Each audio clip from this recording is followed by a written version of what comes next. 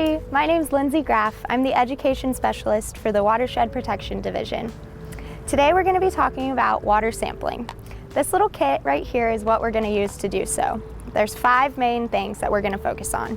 The first is going to be getting an accurate collection of water. Then we're going to look at water temperature, the pH, the turbidity, and the dissolved oxygen in the water. The first thing you're going to do for your water collection is open your sampling kit. You're going to empty out all of the materials inside of it. The instructions for the sampling will be included, and make sure you give those a read. Once you empty out all the materials inside of your kit, you are going to make sure the inside is clean. The way you're going to do this is by filling your kit with water and dumping it out 2 to 3 times. This is basically to remove any dust or matter that might have ended up inside of your kit. Once you have rinsed your kit 2 to 3 times, you're then going to face your kit towards the flow, submerge it under the surface of the water, and hold it there for 30 seconds. Once you're sure that your kit is full of flowing water, you're going to cap it while it is under the water, and then you can bring it up. Now that you have your water sample, the next water characteristic that we're going to look at is temperature. The way you will collect your temperature is by submerging this adhesive bar in the water for about 1 minute.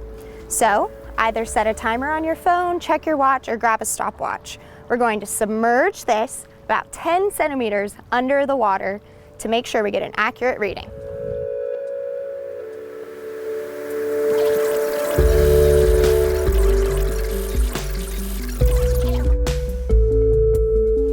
As soon as you pull your sample out of the water, you're going to check the adhesive bar. Whatever number is backed with a green square is the temperature of your water in degrees Celsius. The next characteristic we're going to observe is turbidity. You will start by removing the lid off of your sample kit. If you see on the side, there's a line that says fill line.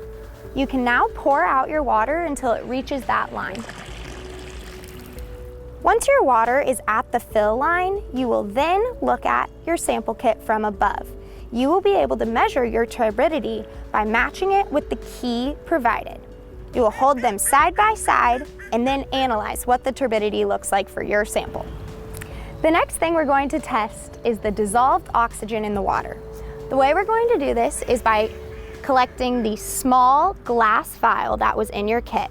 You're going to fully submerge this into your sample kit, allow it to fill completely with water, and then pull it outside of the kit. It's okay if there's a little bit of water overflowing. At this point, you will now get 2 of the DO tablets from your kit. These will be labeled. You're going to drop both of them in, 1, 2. You will then put on the lid and begin to flip your vial up and down.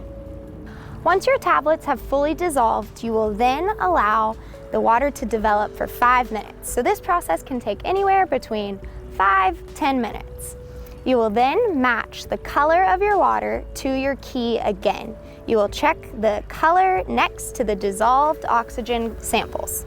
The last water characteristic that we're going to test today is the pH. This is looking at how either basic or acidic the water is. To do this test, you're going to grab the plastic container from your sample kit and your original sample kit. You are going to fill the plastic container to the 10 milliliter line.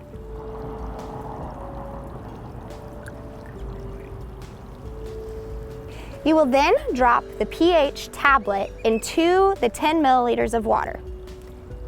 Attach the lid and shake until dissolved.